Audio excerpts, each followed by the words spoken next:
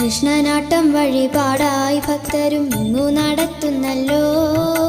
എന്തു വിശേഷം അതിവിധം ചെയ്യുവാൻ അച്ഛൻ പറയുകില്ലേ?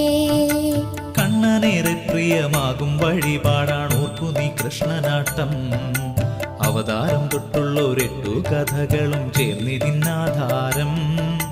ഭക്തനാം രാജശ്രീ മാനദേവൻ ദക്ഷിണ നൽകിയിടാൻ ഇഷ്ടദേവൻ തന്റെ അത്ഭുത ലീലകൾ കൃത്യമായി തീർത്തല്ലോ. ഭക്തനാം രാജർഷി തന്നെ മുന്നിലും കണ്ണനണഞ്ഞിട്ടുണ്ടോ?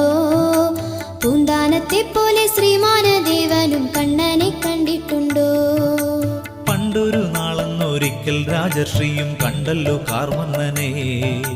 അമ്പലമുറ്റത്തിലഞ്ഞിത്തറമേലെ പൊന്നുണ്ണി കണ്ണനായി കേളിയാടും നേരം കെട്ടിപ്പിടിക്കുവാൻ ഓടിച്ചെന്നെത്തിയപ്പോൾ